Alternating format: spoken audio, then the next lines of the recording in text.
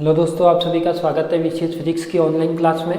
तो हमने जो लाइव क्लास ली थी उसमें ऑपरेटर वगैरह पढ़ लिए थे। तो आज हम एक नया टॉपिक स्टार्ट करते हैं जिसका नाम है तरंग मंडल या वेव पैकेट। तो देखो, अपन टॉपिक का नाम लगाते हैं तरंग मंडल और वेव पैकेट। तो सबसे पहले तो ये समझते हैं कि ये क्या होता है, तरंग मंडल क्या होता है और तरंग मंडल कैसे बनता है। तो यदि मैं आपके बात करता हूँ, आप अच्छे से जानते हो कि यदि मैं तरंग के अध्यारोपण की बात करूँ, यानी मान लिया कि अपने पास एक तरंग तो ये है, ये वाली कोई भी एक तरंग आ रही है, दूसरी तरंग अपनी ये आ रही है और ये यहाँ पर आकर क्या हो रही है, अपनी एक अध्यारोपित हो रही है। यानी दोनों तरंग क्या मिल रही है, अपने पास एक स्थान पर आकर मिल रही है। तो अपन ऑप्टिक्स के बेस पे तो जानते हैं, क्या जानते हैं कि यदि कोई भी दो तरंग का अध्यारोपण होता है, तो दो तरंग का अध्यारोपण होता है तो उसमें क्या होता है, या तो इंटरफेरेंस होता है, विवर्तन होता है, या ध्रुवण होता है, यानी व्यतिकरण विवर्तन ध्रुवण की घटना हमें दिखाई देती है। अब ये वो अपन देखते हैं, वो किस बेस पे देखते हैं, वो देखते हैं क्लासिकल बेस या ऑप्टिक्स में। अब अपन बात करते हैं, यहाँ पे बात करते हैं किसकी, क्वांटम मैकेनिक्स की। तो क्वांटम मैकेनिक्स क्या कहती है, वो चीज़ अपन को समझनी है। तो देखो, क्वांटम मैकेनिक्स ये कहती है अपने पास कि कोई भी तरंग है, जो कोई भी दो या दो से अधिक क्या हो रही है, तरंग आ रही है। जरूरी नहीं कि दो ही तरंग आई, तीन भी आ सकती है, दो भी आ सकती है, दो या दो से अधिक आनी चाहिए। जब दो या दो से अधिक तरंगें एक जगह पर आकर क्या होती है, अध्यारोपित होती है, तो वहाँ क्या बनती है, अपनी एक तरंग का बंडल बनता है। क्या बनता है, अपना एक तरंग का बंडल बनता है। यानी बहुत सारी तरंग एक ही जगह पर आकर मिलेगी तो क्या बनेगा, एक तरंगों का बंडल बनेगा। तो मान लिया कि अपने पास ये क्या बन गया, अपना एक तरह से बंडल बन गया, जिसमें ये क्या है, अपने पास एक तरंग है। यानी मान लिया कि इसमें तरंग कितनी भी हो सकती है, तो उसको अपन किस फॉर्म में लिखेंगे, इसको अपन कहेंगे बंडल या पैकेट के रूप में, जिसे इसे अपन क्या कहते हैं, पैकेट के रूप में। तो ये कह सकते हैं कि यही अपना क्या कहलाता है, तरंग और या पैकेट कहलाता है। अब यदि मैं इसकी वेलोसिटी की बात करूं, यानी जितनी भी तरंग आई है वो क्या हो गया, अध्यारोपण हो गया।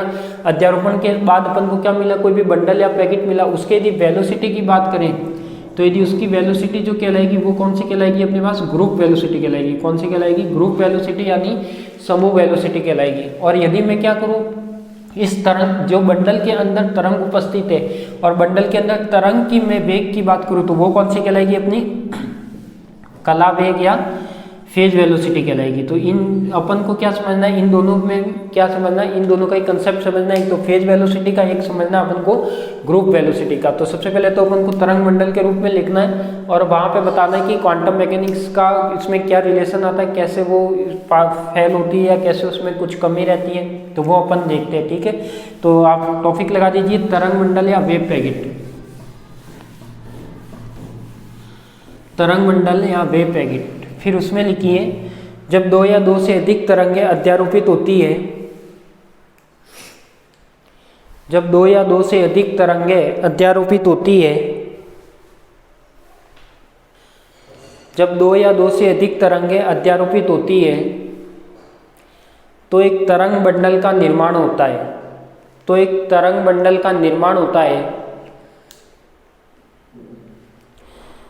तो एक तरंग बंडल का निर्माण होता है। एक बंडल के वेग को समूह वेग कहते हैं। एक बंडल के वेग को समूह वेग कहते हैं। एक बंडल के वेग को समूह वेग कहते हैं। जबकि तरंग मंडल में उपस्थित, जबकि तरंग मंडल में उपस्थित, जबकि तरंग मंडल में उपस्थित तरंग के वेग को कला वेग कहते हैं। जबकि तरंग मंडल में उपस्थित तरंग के वेग को कला वेग कहते हैं। एक बंडल के वेग को समूह वेग कहते हैं, जबकि तरंग मंडल में उपस्थित तरंग के वेग को कला वेग कहते हैं। ठीक है, लिख लिया आपने सभी ने। अब अपन देखते हैं इसका फॉर्मूले का रूप देखते हैं। तो सबसे पहले मैं बात करता हूँ किसकी, कला वेग की। तो कला वेग क्या होता है, अपने पास Vp इज इक्वल टू क्या होता है, न्यू अपॉन न्यू साथ में लैम्डा। तो जो कला वेग को अपन लिखते हैं किसी भी तरंग का, वो क्या लिखते हैं, Vp is equal to nu lambda.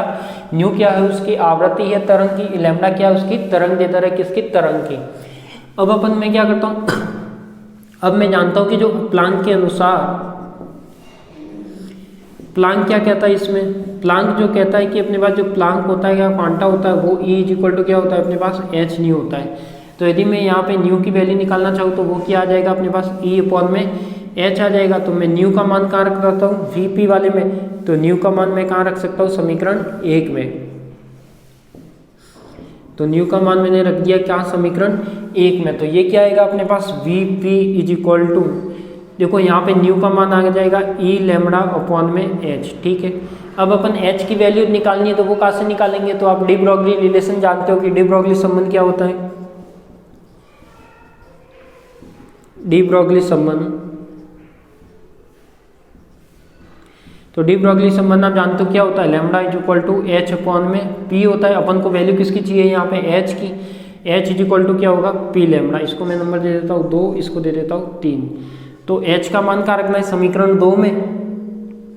तो एच का मान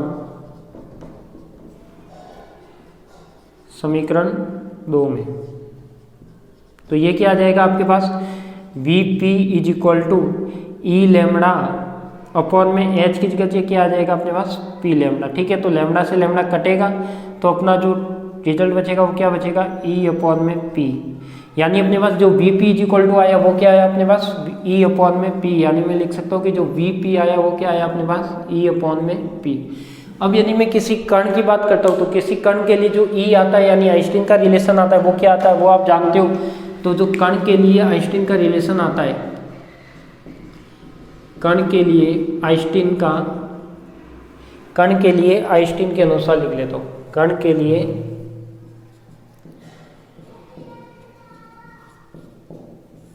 आइंस्टीन के अनुसार, कण के लिए आइंस्टीन के अनुसार जो E इज इक्वल टू आता है वो क्या आता है अपना mc स्क्वायर। यदि उसके मैं संवेग की बात करूँ तो वो क्या आता है आपके पास, संवेग आता है P is equal to mv। अब मैं क्या करता हूँ, ये दोनों वैल्यू कहाँ रखता हूँ, इस वाली इक्वेशन में, Vp वाली इक्वेशन में। इसको मैं नंबर दे देता हूँ 4। तो यहाँ पे लिख सकता हूँ मैं समीकरण 4 से, तो ये क्या आएगा, Vp इज इक्वल टू, देखो E की जगह तो क्या आ जाएगा अपना mc स्क्वायर है, यहाँ पे क्या आ जाएगा mv। तो m से m कटेगा तो Vp इज इक्वल टू क्या होना चाहिए, c स्क्वायर अपॉन में v। तो इसका मीनिंग क्या हो गया, Vp तो यहाँ पे क्या शो कर रहा है, यहाँ पे Vp शो कर रहा है अपना कला वेग। कला वेग किसका होगा, किसी बंडल में उपस्थित तरंग का होगा। और v किसका होगा, v यहाँ शो कर रहा है कण का वेग। तो मैं यहाँ पे कह सकता हूँ कि कौन जैसा ज्यादा होगा, तरंग का वेग या कण का वेग। तो अपन जानते हैं कि जो तरंग होती है वो क्या है, हमेशा तरंग कंपेयर करते हैं कण के कंपेयर में क्या होती है, उसकी वेलोसिटी क्या होती है, ज्यादा होती है। तो मैं मानता हूँ कि यहाँ पे क्या होगा, Vp किसके इक्वल आ रहा है, c स्क्वायर के। यानी c की वैल्यू कितनी हो जाएगी, c स्क्वायर है तो 9 × 10 की घात कितना, 16 के लगभग होगा। तो ये वैल्यू बहुत ही ज्यादा होगी किसके कंपेयर में, v के कंपेयर में। तो अपन कह सकते हैं कि Vp ग्रेटर देन होगा v के। तो इसको मैं लिख सकता हूँ, इसको नंबर दे देता हूँ 5। अब जो जो चीज यहाँ पे है वो आप लिख लीजिए। तो इसमें देखो क्या क्या चीज अपन ने मानी है, जहां पर देखो सबसे पहले तो न्यू क्या है, न्यू आवृत्ति है, तरंग की आवृत्ति है। लैम्बडा क्या है, तरंग की तरंगदैर्ध्य है, वेवलेंथ है। और h क्या है, प्लांक नियतांक है। h क्या है, प्लांक नियतांक है।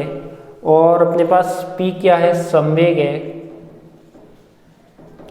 और E क्या है, ऊर्जा है, कण की ऊर्जा है। तो देखो ये वाले जो लिखा है वो कण के लिए लिखा है अपन ने, किसके लिए, तरंग के लिए। तो कण के लिए और तरंग को कंपेयर करते हुए क्या मानी अपन ने, क्या मान निकाला है, फेज वेलोसिटी यानी Vp निकाला है। तो Vp यहाँ पे क्या था अपना, कला वेग था। Vp क्या था अपना, कला वेग। तो देखो यहाँ से क्या निष्कर्ष निकलेगा कि अपने पास जो वेलोसिटी किसकी ज्यादा होती है, कला वेग की। और कला वेग मतलब किसकी, तरंग की। तरंग की वेलोसिटी हमेशा क्या होती है, ज्यादा होती है किसके कंपेयर में, कण के कंपेयर में। तो अपन कह सकते हैं कि अपने पास जो, मान लिया कि अपने पास कोई भी ये बंडल है या कोई भी क्वांटम के बेस पे देखे, क्वांटम मैकेनिक्स क्या करती है, कोई भी गतिशील या वेव होती है उसमें ड्यूल नेचर बताती है। एक तो कणीय प्रकृति, एक तरंगीय प्रकृति, दोनों बताती है। तो यहाँ पे अपन जब बात करें कणीय और तरंग प्रकृति दोनों की एक साथ की, तो देखो यहाँ पे वेलोसिटी किसकी ज्यादा है, Vp। यानी जो तरंग की वेलोसिटी यहाँ क्या आ रही है, ज्यादा आ रही है किसके कंपेयर में, कण के कंपेयर में। यानी कणीय प्रकृति से ज्यादा क्या है, तरंगीय प्रकृति। तो अपन कह सकते हैं कि जो Vp है वो तो क्या निकल जाएगा अपना, आगे निकल जाएगा। और ये जो V है वो कहाँ रह जाएगा, पीछे रह जाएगा। यानी कह सकते हैं कि जो ये तरंग है वो कण को तो क्या करेगी, पीछे छोड़ देगी और तरंग आगे निकल जाएगी। तो इसमें ये वाली प्रॉपर्टी फॉलो होगी। और क्वांटम क्या कहती है कि हमेशा इसमें ड्यूल नेचर होना चाहिए, कणीय और तरंगीय प्रकृति दोनों एक साथ होनी चाहिए। बाकी ये क्या कहता है कि तरंग तो आगे निकल जाएगी और कण पीछे निकल जाएगा। तो अपन कह सकते हैं कि ये जो कल्पना है वो क्या है, असंभव है, क्योंकि ये पॉसिबल नहीं है, क्योंकि क्वांटम इसको मानती नहीं है। तो ये असंभव कैसे होगी। तो इसलिए अपन कह सकते हैं कि ये कल्पना क्या है अपनी, असंभव है। तो एक बार आप इसको पूरा लिख लीजिए समीकरण 5 तक और यहाँ तक, इसके बाद मैं कुछ लिखवाता हूँ 2 लाइन। समीकरण 5 तक कंप्लीट लिख दीजिए।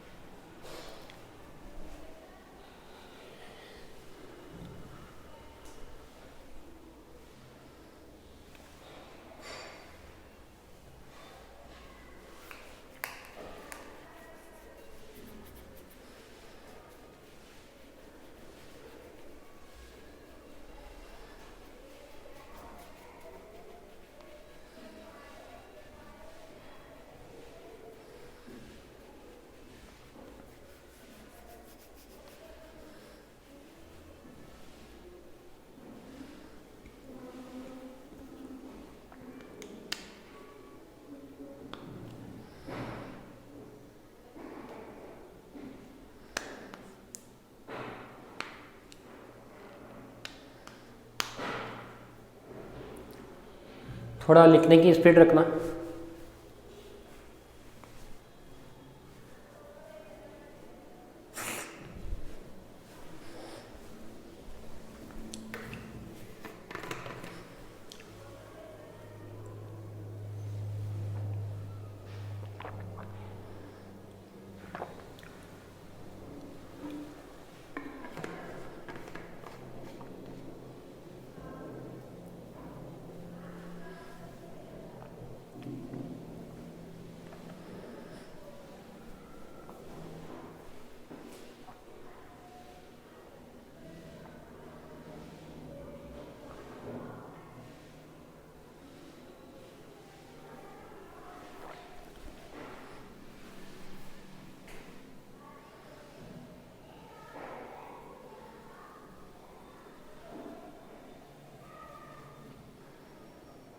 ये जो जहाँ पर क्या क्या टर्म क्या क्या शो कर रही है वो चीज़ भी लिख देना आप साथ में।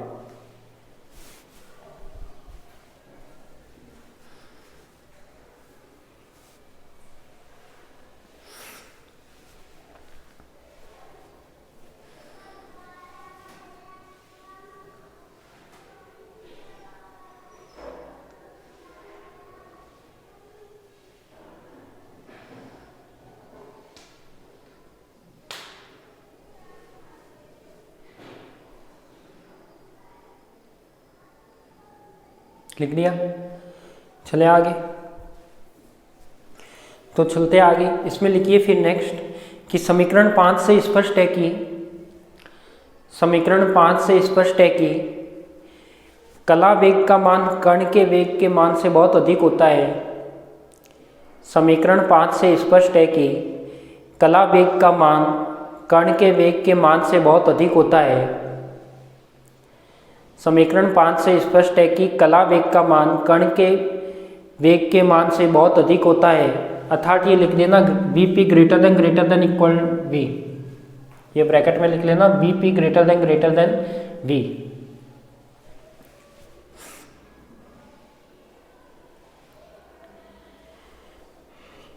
नीचे लिखना जिसके कारण तरंग कण को पीछे छोड़ जाएगा, जिसके कारण तरंग कण को पीछे छोड़ जाएगा, जो कि क्वांटम भौतिकी में संभव नहीं है। जिसके कारण तरंग कण को पीछे छोड़ जाएगा, जो कि क्वांटम भौतिकी में संभव नहीं है, जो कि क्वांटम भौतिकी में संभव नहीं है, अर्थात यह कल्पना असंभव है, अर्थात यह कल्पना असंभव है। तो यही चीज़ मैंने लिखा है कि जब इसकी वेलोसिटी ज़्यादा होगी तो तरंगे प्रकृति वाली तो आगे निकल जाएगी और कणीय वाला कहाँ रह जाएगा, पीछे रह जाएगा, जो कि असंभव है, क्वांटम इसको नहीं मानती। ठीक है, तो यही था। अब अपन बात करते हैं किसकी, इसके अंदर बात करते हैं फेज वेलोसिटी और ग्रुप वेलोसिटी की। तो अपन ने देखा कि तरंग मंडल कब बनता है, जब अपने पास 2 या 2 से अधिक तरंगें क्या होती है, अध्यारोपित होती है। तो अपन वही अध्यारोपण का सिद्धांत काम में लेते हुए किसको डिफाइन करना चाहते हैं अपन, फेज वेलोसिटी और ग्रुप वेलोसिटी को। तो टॉपिक लगाइए तरंगों का अध्यारोपण। टॉपिक लगाइए तरंगों का अध्यारोपण, सुपरपोजिशन ऑफ वेव।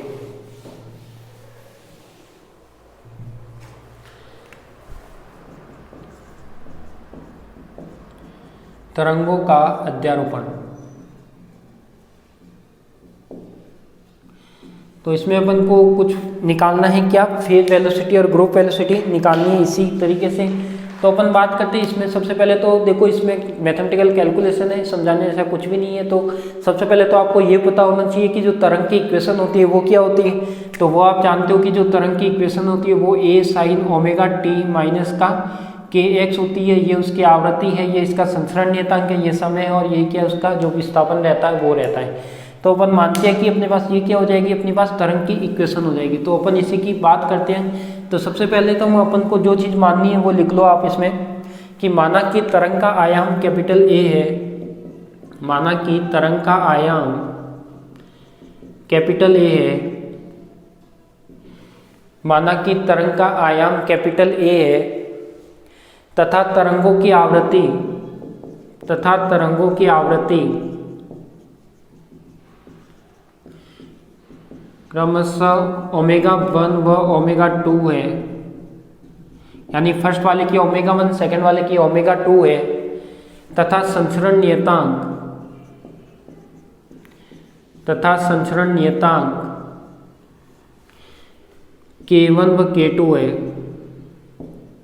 संचरण नियतांक K1 व K2 है। और क्या लेना इसमें, और इसका विस्थापन की प्रथम तरंग का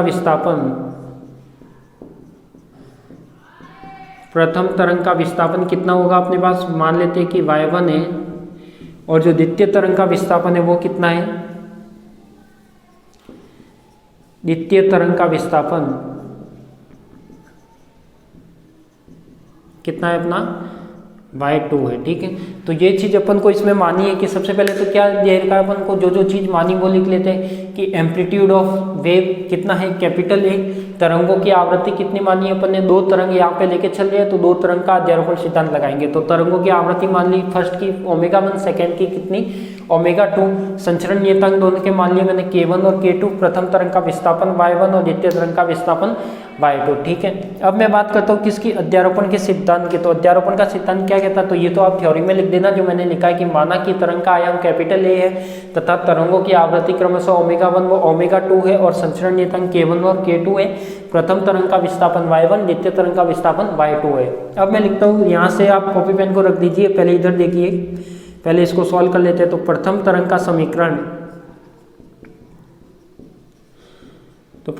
का समीकरण क्या होगा अपने पास, y1 = a sin omega 1t minus का k1x। ठीक है, ऐसे ही अपने द्वितीय तरंग का समीकरण क्या होगा, ऐसे ही अपना द्वितीय तरंग आएगा, और जो द्वितीय तरंग का समीकरण होगा वो क्या होगा अपने पास, y2 = a sin omega 2 minus k2x हो गया। उसके बाद में क्या लगाता हूँ, अध्यारोपण का सिद्धांत लगाता हूँ। तो अध्यारोपण का सिद्धांत क्या कहता है,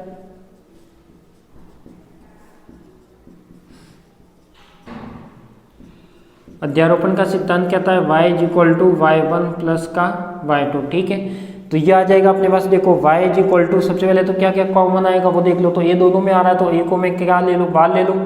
ये क्या आएगा अपने पास, साइन ओमेगा 1t माइनस का k1x। ऐसे ही अपने पास दूसरे का क्या आ जाएगा, plus sine omega 2t minus का k2x। ठीक है, अब मैं क्या करता हूँ, यहाँ पे देखो ये अध्यारोपण का सिद्धांत मैंने लगा लिया। अब इसको सॉल्व करता हूँ, तो देखो sine c plus sine d, ये क्या बनता है अपना, ये फॉर्मूला बनता है अपने पास 2 साइन c प्लस d/2 और cos c माइनस d/2। तो ये वाला अपना क्या बनता है, फॉर्मूला बनता है। तो ये फॉर्मूला मैं इसमें अप्लाई करता हूँ, तो क्या आना चाहिए, देखो y a तो अपना पहले से ही था, ये 2 क्या आ गया, फॉर्मूले से बाहर आ गया, तो ये मैंने बाहर कर दिया। ठीक है, अब यहाँ पे मैं लगाता हूँ, तो देखो साइन हो गया अपने पास, साइन हो गया। अब c प्लस डी, तो देखो c तो क्या है अपने पास, ओमेगा 1t माइनस का k1x अपॉन में क्या आएगा, 2 आएगा। ठीक है, प्लस d कितना है अपने पास, ओमेगा 2 माइनस का k2x अपॉन में कितना आएगा, 2 आएगा। ठीक है, अब क्या आएगा अपने पास, ये तो 2 साइन c प्लस डी हो गया। अब अपन लिखते हैं किसका, कॉस का। तो देखो कॉस के लिए क्या आ जाएगा अपने पास, ये मैंने एक ब्रैकेट बंद कर दिया, फिर क्या आएगा आपके पास cos c minus D by two. तो देखो cos c माइनस डी क्या आएगा, तो cos c तो आ जाएगा अपने पास यही ओमेगा 1t माइनस का k1x अपॉन में 2 आ जाएगा। ऐसे ही साथ में क्या आ जाएगा, d आएगा, यानी c आ गया और माइनस का क्या आएगा यहाँ पे d आएगा। तो माइनस का d आएगा तो वो क्या देगा अपन को, यहाँ पे ब्रैकेट रहने दो एक बार, ये माइनस का आ गया तो माइनस का d यानी ये कंप्लीट टर्म आएगी, यानी ओमेगा 2t, यहाँ पे माइनस है तो ये प्लस हो जाएगा, तो प्लस क्या हो जाएगा अपना k2x और अपॉन में क्या हो जाएगा 2। तो देखो ये वाला फॉर्मूला अप्लाई किया तो इसको मैंने फॉर्मूला अप्लाई करके लिख दिया कि y equal to 2a sine omega 1t minus k1x c plus d। तो ये c है और ये d है, तो ये c हो गया, ये d हो गया। ऐसे ही cos c minus D by 2 हो जाएगा। अब अपन बात करते हैं किसकी, अब अपन इसमें जो जो कॉमन आ रहा है वो क्या करते हैं, अपन कॉमन निकाल लेते हैं। अब जो जो कॉमन आएगा वो कॉमन भी निकाल लीजिए इसमें। तो इसको मैं यहाँ पे लिख देता हूँ। देखो कॉमन क्या क्या आ रहा है इसमें, देखो y is equal to 2a, तो ऐसे का ऐसे, साइन को ऐसे का ऐसे रख दो। अब देखो इन दोनों में क्या क्या कॉमन आएगा, ओमेगा 1 प्लस ओमेगा 2 कर सकते हैं, t कॉमन आ सकता है। तो यहाँ पे मैं लिख सकता हूँ ओमेगा 1 प्लस ओमेगा 2 अपॉन में 2 और साथ में क्या कॉमन आएगा t। ऐसे ही अपने पास ये क्या आएगा, ओमेगा 1 और ओमेगा 2 इसमें से कॉमन आ गया, बीच में क्या आ जाएगा प्लस। तो देखो बीच में यदि मैं माइनस कॉमन निकाल रहा हूँ, तो यदि मैं माइनस यहाँ पे कॉमन निकाल रहा हूँ तो ये क्या आएगा k1 प्लस k2 का k1 प्लस k2 अपॉन में 2 और साथ में क्या आ जाएगा x। तो ये तो क्या आ गया अपना साइन के अंदर आ गया, यानी साइन के साथ जो भी था अपने पास ओमेगा 1 माइनस ओमेगा 2 यहाँ से कॉमन निकाला, इन दोनों में से माइनस और साथ में क्या कॉमन निकाला x।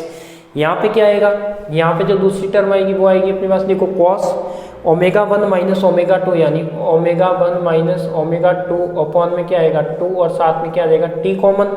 यहाँ पे देखो यहाँ पे माइनस है और तो इसको मैं क्या करूँ, यदि बीच में लगा लेता हूँ माइनस, तो ये क्या आ जाएगा, निशान मैंने पहले ही चेंज कर दिया था, यहाँ पे प्लस था तो इसको बाद में क्या कर दिया था, यानी यहाँ पे माइनस था तो इस माइनस की वजह से ये प्लस हो गया था। अब यहाँ पे क्या आ जाएगा अपना k2 माइनस k1 अपॉन में 2 और साथ में क्या आ जाएगा x। ठीक है, तो देखो सबको दिख तो रहा है ना एक बार क्लियर, जो कुछ कट वट तो नहीं रहा, देखो दिख तो रहा है। वैसे आपको ध्यान रखना अगर कुछ कट भी जाए तो आप समझोगे तो पता लग जाएगा। यहाँ पे क्या कॉमन आ रहा है, x कॉमन आ रहा है। अब मैं क्या करता हूँ, देखो y यहाँ पे कुछ चीज़ें मान लेता हूँ, तो जो जो टर्म है वो मैं मान लेता हूँ। यहाँ पे ये क्या बता रहा है अपना ओमेगा 1 प्लस ओमेगा 2 अपॉन में 2, इसको तो मैं लिखता हूँ ओमेगा। ठीक है, ऐसे ही अपने पास k1 प्लस k2 अपॉन में 2 है तो उसको मैं लिखता हूँ k। यदि वो क्या है अपने पास, ये तो लगभग एवरेज हो गया, ये भी एवरेज हो गया, ये क्या अपना डिफरेंस है, यानी ओमेगा 1 अपॉन ओमेगा 2, इसको मैं लिख सकता हूँ डेल ओमेगा और इसको मैं लिख सकता हूँ k2 माइनस का k1 अपॉन में 2, तो इसको मैं लिख सकता हूँ मैं डेल k। ठीक है, यही आएगा आपके पास। देखो ये आ गया। अब ये वैल्यू मैं कहाँ रखता हूँ, इस वाले इक्वेशन में रख देता हूँ, इसको मैं नंबर दे देता हूँ, कुछ भी नहीं दिया 2 तो 3 दे देता हूँ। यदि इसको मैं 3 देता हूँ तो समीकरण 3 से, यानी ये क्या है इक्वेशन नंबर 3 है, तो ये हो जाएगी अपनी समीकरण 3 से। देखो y इज इक्वल टू देखो 2a हो जाएगा अपने पास 2a, साइन ऐसे का ऐसे आ जाएगा तो साइन ऐसे का ऐसे आ गया। देखो यहाँ पे क्या आ रहा है अपने पास ओमेगा, इसको ओमेगा मान लिया, t ऐसे का ऐसे, माइनस का इसको k मान लिया तो kx ऐसे का ऐसे। ठीक है, फिर ये क्या आएगा अपने पास cos, यहाँ पे आएगा देखो डेल ओमेगा, क्योंकि इसको क्या माना है अपन ने डेल ओमेगा t, तो डेल ओमेगा t माइनस का क्या आएगा अपने पास डेल k x। तो ये वाली इक्वेशन आ जाएगी। अब अपन जानते हैं कि किसी भी तरंग की समीकरण होती है वो क्या होती है, y is equal to a sine में होती है, तो साइन के अलावा जो भी इसके साथ होगा वो क्या होगा, उसका एम्पलीट्यूड माना जाएगा। तो इसको मैं इस तरीके से लिख सकता हूँ y is equal to 2a cos del omega t minus का डेल के x, और ये क्या हो जाएगा अपना साइन ओमेगा t माइनस का के एक्स। तो अपन कह सकते हैं कि ये अपनी एक तरह से क्या हो गई, जो तरंग की समीकरण हो गई, जो बंडल या पैकेट की होगी, जो अध्यारोपण के बाद की इक्वेशन आएगी वो क्या आएगी अपनी, ये आएगी। यानी y is equal to 2a cos del omega t minus del k x और साइन ओमेगा t। तो ये वाला जो कंप्लीट ये वाली टर्म है, ये वाली कंप्लीट टर्म इसको क्या शो करेगी, ये कंप्लीट टर्म जो है वो शो करेगी अपना एम्पलीट्यूड, यानी जो बंडल या जो तरंग का एम्पलीट्यूड होगा वो क्या होगा, ये होगा। और ये क्या उसका जो अपने पास इक्वेशन का साइन आता है, यानी y equal to a sine omega t minus k x आता है, तो ये sine omega t minus k x क्या है अपना वो वाला शो कर रहा है। तो ये कंप्लीट क्या हो जाएगा इसका एम्पलीट्यूड। तो इसको मैं नंबर दे देता हूँ कितना, समीकरण नंबर 6। तो यहाँ पे लिख लेना कि यह परिणामी तरंग का समीकरण है, यानी जो अध्यारोपण के बाद जो रिजल्ट मिलेगा वो है, यह परिणामी तरंग का समीकरण है। अब इसमें देखो अपने पास यदि मैं आयाम की बात करूं तो आयाम कौन कौन सा हो गया, यदि मैं परिणामी तरंग का आयाम लिखना चाहूं लिख सकता हूं। यहाँ पे देखो मैं यदि परिणामी तरंग का आयाम लिखूं, परिणामी तरंग का आयाम, तो देखो यदि परिणामी तरंग का आयाम क्या होगा अपने पास 2a cos del omega t minus del k x हो जाएगा। और यदि मैं क्या लिखता हूँ और लिखता हूँ तरंग की कला लिखता हूँ, तो देखो तरंग की कला क्या होगी, यानी परिणामी तरंग की कला फेज, परिणामी तरंग की कला क्या होगी, कला अपनी जो साइन वाली आई है वो होगी, तो साइन ओमेगा टी माइनस का के एक्स। ठीक है, तो ये अपने क्या हो गई, अपने जो तरंग का अध्यारोपण हो रहा था वो चीज मैंने निकाल ली। पहले क्या माना, ये माना था जिसमें एम्पलीट्यूड ए माना, आवृत्ति ओमेगा 1 ओमेगा 2, संचरण नियतांक जो होता है k is equal to 2 pi lambda, तो k1 k2 संचरण नियतांक माने, विस्थापन मान लिया y1 और y2। अब मैंने क्या माना, प्रथम तरंग का समीकरण, द्वितीय तरंग का समीकरण, यहाँ पे अध्यारोपण करवा दिया, sine c plus sine d का फॉर्मूला लगा दिया, और इसके बाद जो डिफरेंस आ रहा था तो उसको डेल के फॉर्म में मान लिया, जो एवरेज आ रहा था उसको सिंगल टर्म में माना है। और इसको मैंने क्या लिख दिया, ये परिणामी तरंग का समीकरण हो गया। ये इस जो ग्रीन लाइन बताई है मैंने, ये क्या है, कंप्लीट एम्पलीट्यूड बताएगा, वो वाला बताएगा अपना फेज बताएगा। अब इसी से आगे क्या होगा, अपना फेज वेलोसिटी और ग्रुप वेलोसिटी डिफाइन होगी। तो जल्दी से आपको 2 मिनट देता हूँ, जल्दी से जल्दी इसको छाप लो।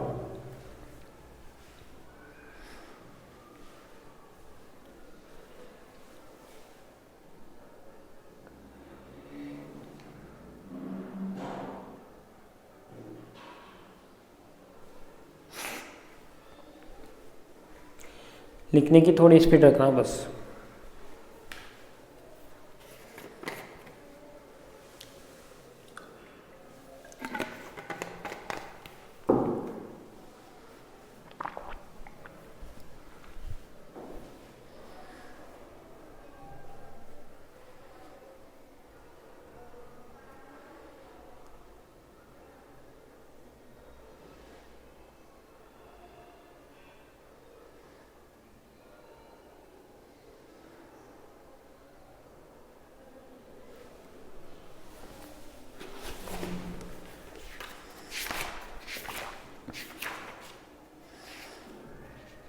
अब आपकी ये यूनिट एंडिंग में ही चल रही है लगभग।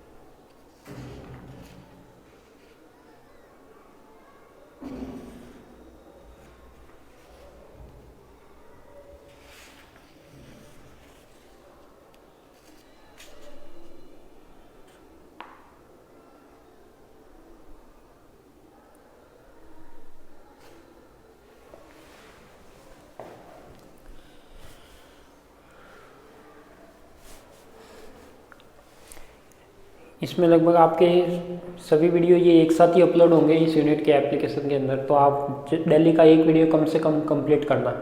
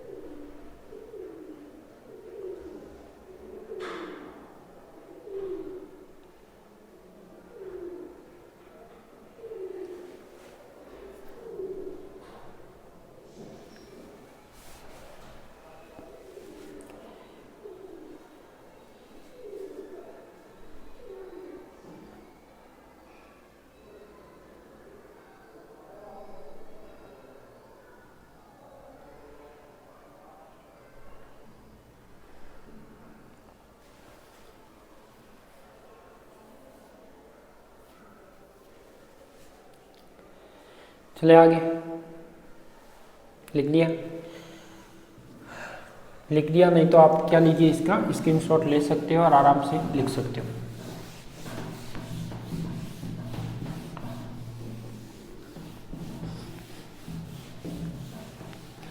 अब देखो मैं एक एक चीज़ को डिफाइन करता हूँ।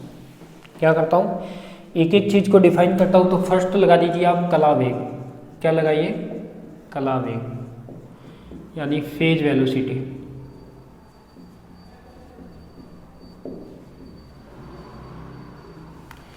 फेज वेलोसिटी, तो देखो फेज वेलोसिटी में इसमें लिख दीजिए कि फेज वेलोसिटी में क्या होती है, अपनी कला नियतांक होने चाहिए, यानी कला किसके इक्वल हो, फेज किसके इक्वल हो, नियतांक। और यहाँ पे कला वाली टर्म कौन सी है, जो sign omega t minus k x है। तो इसमें लिखिए आप, इसमें लिख दीजिए फेज वेलोसिटी लगाकर कि यदि परिणामी तरंग की कला नियत हो तो, यदि परिणामी तरंग की कला नियत हो तो इस अवस्था में तरंग का वेग कला वेग कहलाता है। यदि परिणामी तरंग की कला नियत हो तो, यदि परिणामी तरंग की कला नियत हो तो इस अवस्था में तरंग का वेग कला वेग कहलाता है। इस अवस्था में तरंग का वेग कला वेग कहलाता है। अब देखो मैं क्या लिख रहा हूँ, यहाँ पे लिख रहा हूँ Vp। तो अपन को Vp निकालना है। तो सबसे पहले अपन ने क्या माना, सबका ध्यान इधर, कॉपी पेन रख दीजिए। तरंग की कला की बात करते हैं तो कला वाली टर्म कौन सी है अपनी, साइन ओमेगा टी माइनस का के एक्स इक्वल टू क्या मानना है, उसको नियत मानना है। तो अब देखो नियत क्या होगा अपने पास, जो ये ब्रैकेट ये वाली टर्म है यही नियत हो सकती है, ये तो ट्रिग्नोमेट्री फंक्शन है। तो अपन जानते हैं कि जो नियत होना चाहिए वो क्या होना चाहिए, omega t minus k x equal to क्या होगा, कॉन्स्टेंट। ठीक है, अब मैं क्या करता हूँ, इसको यदि टी के रेस्पेक्ट में अवकलन कर देता हूँ, यानी टी के सापेक्ष क्या करूँ, अवकलन किसका, इस टर्म का, टी के सापेक्ष अवकलन करने पर। तो देखो ये क्या आएगा अपने पास, ओमेगा तो ऐसे का ऐसे, टी का क्या हो जाएगा 1 माइनस के तो एक कांस्टेंट है, और ये क्या रह जाएगा डी एक्स अपॉन में d t is equal to, इसका क्या होगा 0 होता है क्योंकि कांस्टेंट है, तो कांस्टेंट का अवकलन 0। तो मैं इसको उधर भेजूँ तो ये क्या आ जाएगा अपने पास, ओमेगा इज इक्वल टू के D x by D T. तो इसको मैं इस तरीके से लिख सकता हूँ कि डी एक्स अपॉन में d t is equal to omega by k. और अपन जानते हैं कि जो डी एक्स अपन डी टी देता है वो हमेशा क्या होता है, कोई भी पार्टिकल की वेलोसिटी होती है। तो अपने पास ये हो जाएगा कि अपने पास जो किसकी बात करें, तरंग की बात करें, तो ये क्या होगी अपने पास, तरंग का वेग हो जाएगा। यानी मैं कह सकता हूँ कि जो डी एक्स अपॉन में डी टी है वो क्या है अपने पास, कौन सा वेग है, कला वेग है। कौन सा वेग है, कला वेग को व्यक्त करेगा। तो अपने पास जो कला वेग होगा v p is equal to क्या होगा अपने पास, ओमेगा बाय के। तो इसको लिख दीजिए, यह क्या आएगा अपना, कला वेग आएगा। लिख दीजिए इसको।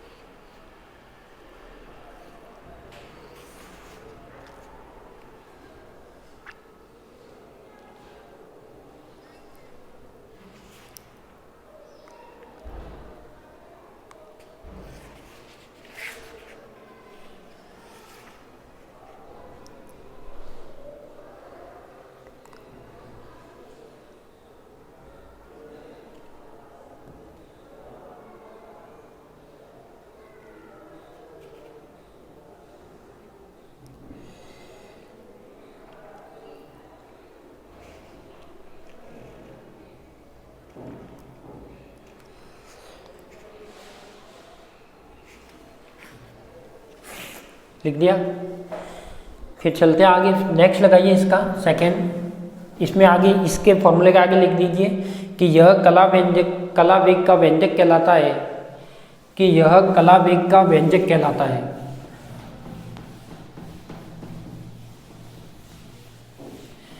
अब दूसरे की बात करते हैं तो दूसरा अपने पास कौन सा है, समूह वेग। दूसरा कौन सा है अपना, समूह वेग, यानी ग्रुप वेलोसिटी।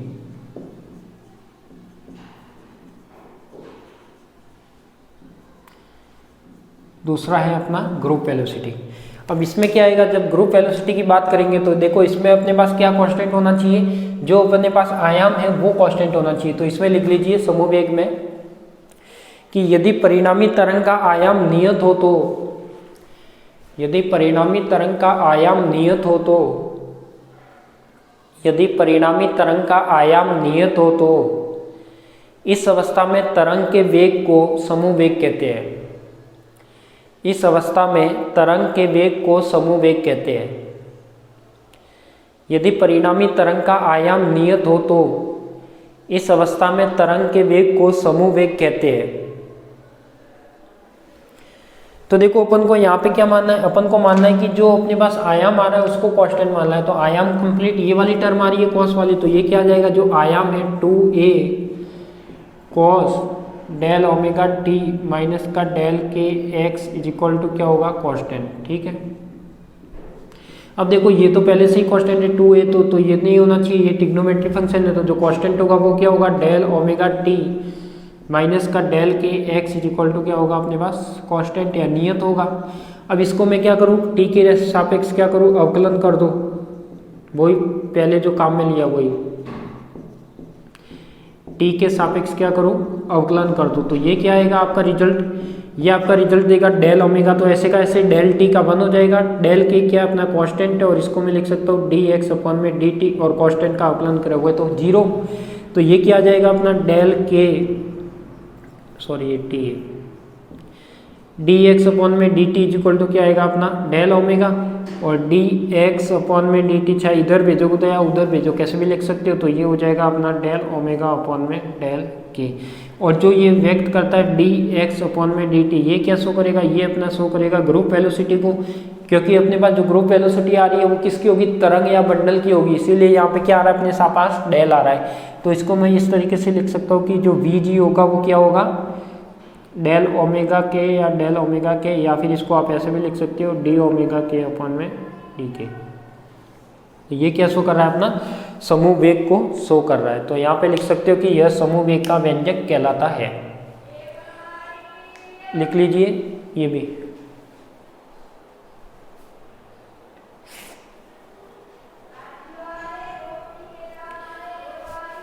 यह समूह वेग का व्यंजक कहलाता है। ठीक है, तो अपने पास फेज वेलोसिटी हो गई और क्या हो गई अपनी एक ग्रुप वेलोसिटी हो गई।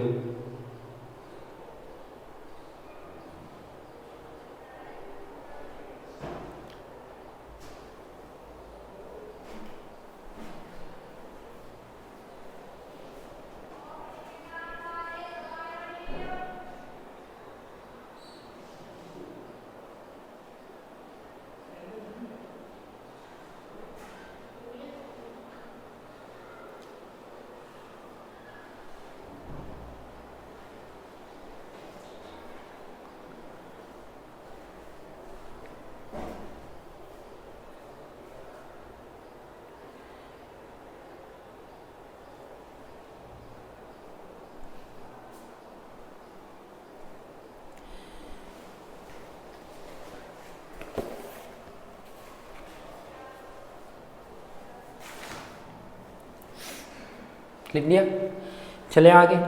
फिर एक आपके पास ये तो क्या हो गया, कंसेप्ट ऑफ वेव पैकेट, और अपने पास जो फेज वेलोसिटी और ग्रुप वेलोसिटी जो सिलेबस में आपको दे रखा था वो हो गया।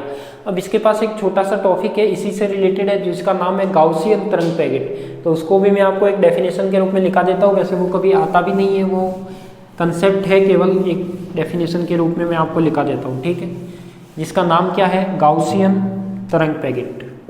टॉपिक लगा लेना,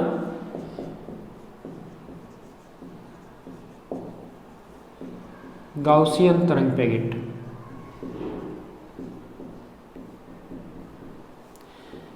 तो इसमें लिख लीजिए, एक छोटी सी डेफिनेशन है वो, गाउसियन तरंग पैकेट। इसमें लिखिए कि तरंग पैकेटों के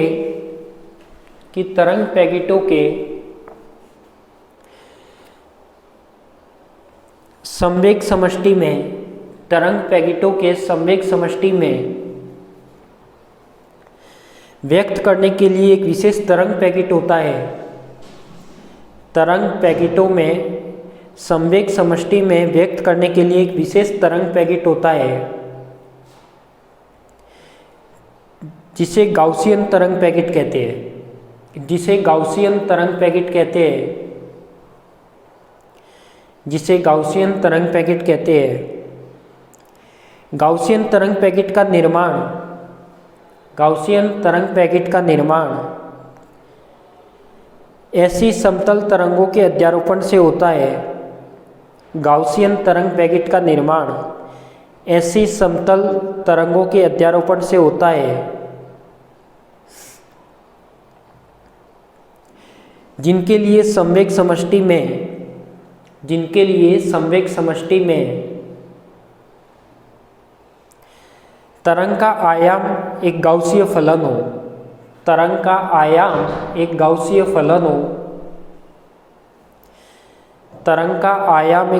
फलन हो जिसका शिखर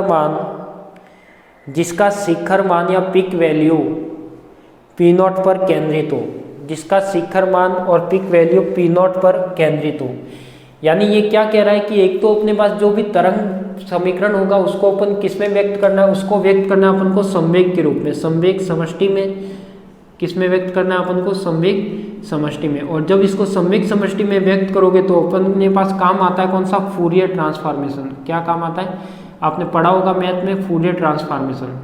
तो जो फूरियर ट्रांसफॉर्मेशन से इसको क्या किया करते हैं अपन? संवेग समष्टि में व्यक्त करते हैं। तो अपन को पूरा नहीं देखना है, केवल अपन को याद रखना है कि गाउसियन तरंग पैकेट क्या एक तरह का विशेष तरंग पैकेट होता है जो संवेग समष्टि के लिए व्यक्त करने के लिए यूज लिया जाता है।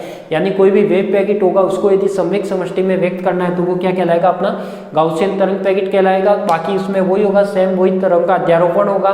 तो इसमें इसका मैं फंक्शन लिखा देता हूँ कि ये कह रहा है कि जो आयाम होता है, आयाम किसका फंक्शन होता है अपने पास? आयाम हमेशा संवेग समष्टि का फंक्शन होगा। यानी जो एम्पलीट्यूड होगा वो कौन से फलन के रूप में होगा? संवेग समष्टि। तो उसे अपन क्या कहेंगे? गाउसियन फलन कहेंगे। यदि आयाम में क्या हो? संवेग की टर्म आती हो। देखो यहाँ पे कोई भी संवेग की टर्म नहीं आ रही थी, तो यहाँ पे क्या हो? ये क्या कह रहा है कि गाउसियन तरंग पैकेट में यदि आयाम में संवेग की टर्म आती है तो वो क्या होगा अपने पास? एक तरह से गाउसियन तरंग पैकेट या गाउसियन फलन होगा। और इसका मैं फंक्शन भी आपको लिखा देता हूँ। और इसमें कह रहा है कि जो पिक वैल्यू आएगी वो क्या आती है? उसकी P0 आती है। तो उसको एक ग्राफ के रूप में भी अपन देख लेते हैं। तो ये डेफिनेशन तो लिख दी। अब इसका फंक्शन भी लिख लीजिए आप कि जो आयाम होगा वो क्या होगा? इसका जो इसका आयाम होता है वो होता है C एक्सपोनेंशियल P माइनस का P0 का स्क्वायर अपॉन में 2 del P का स्क्वायर। इस टाइप से ये फूरियर ट्रांसफॉर्मर से अपना एक आयाम निकलता है। तो ये लिख दीजिए इसका कि ये इसका क्या होगा? आयाम होगा।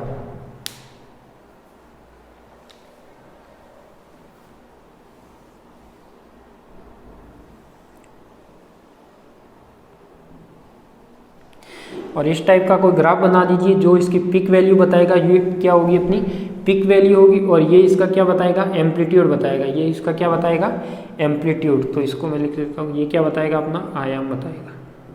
और ये इसकी क्या होगी? पिक वैल्यू जो संवेग समष्टि, यानी ये वाला जो है वो क्या है? अपना संवेग है। तो इस टाइप का ग्राफ भी बना दीजिए और ये वाला फंक्शन लिख दीजिए। ठीक है,